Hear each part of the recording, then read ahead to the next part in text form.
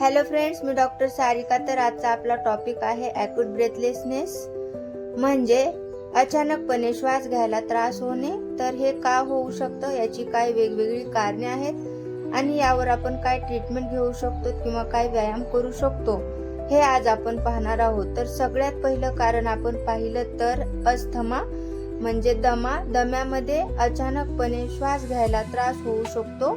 Acute phase of the chronic asthma यामध्ये असं होऊ शकतं. जर त्या व्यक्तीला निमोनिया झालेला असेल किंवा निमोनिया होत असेल तर अशा व्यक्तींना सुद्धा श्वास घ्यायला त्रास होतो. मॅसिव्ह प्लुरल इफ्युजन, म्हणजे जर लंग्सला कव्हर करण्याला एक कव्हर असतो, तर त्यामध्ये जर पाणी साचलेलं असेल इन्फेक्शनमुळं तरी सुद्धा त्रास होतो. निमोथोरॅक्स, म्हणजे लंग्सच्या कव्हरमध्ये जर हवा साचलेली असेल तेव्हा सुद्धा श्वास घ्यायला त्रास होतो.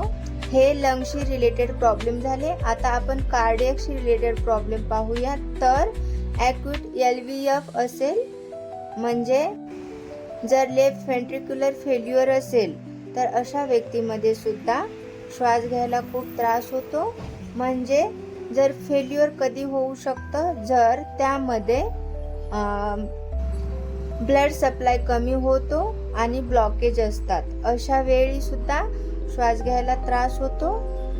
पॉल्व्युलर हार्ट डिसीज असेल, म्हणजे वॉल डिसफंक्शन असेल, म्हणजे मायट्रल स्टेनोसिस असेल, जे वॉल आहेत त्यांची जी साईज आहे ती कमी झालेली असेल आणि ब्लड कमी जास्त प्रमाणात. तर कार्डियक टॅम्पोनाड, म्हणजे हृदयाच्या भोवती हवा साचलेली असेल किंवा पाणी साचलेलं असेल तर अशा वेळी सुद्धा श्वास घ्यायला त्रास होऊन जातो. आणि बाकीचे आपण कारणे जर पाहिले तर ॲक्यूट रिनल फेल्युअर, तर ॲक्यूट रिनल फेल्युअर झाल्याच्या नंतर व्हॉल्यूम ओव्हरलोड होतो आणि मेटाबॉलिक ॲसिडोसिस होऊ शकतं, म्हणजे डायबिटिक किटोॲसिडोसिस, यामध्ये हे प्रॉब्लेम होऊ शकतात. सायकोजेनिक सुद्धा काही कॉजेस असू शकतात. त्यामध्ये मग पॅनिक अटॅक असेल किंवा हिस्टेरिकल हायपर व्हेंटिलेशन सुद्धा असू शकतं.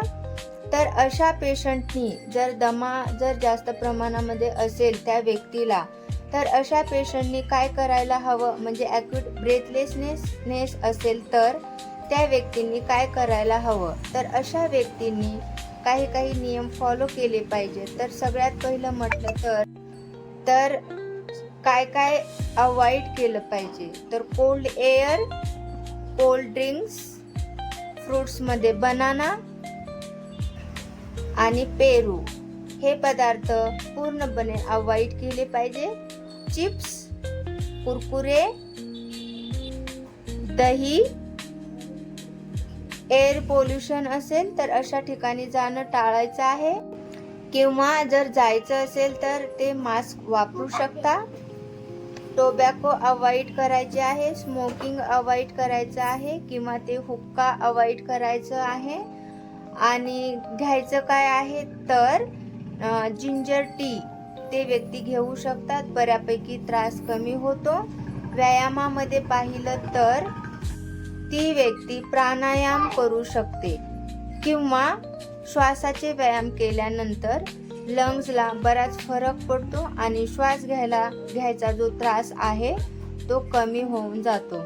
आता लास्ट पार्ट आपण पाहिला तर होमिओपॅथिक ट्रीटमेंट.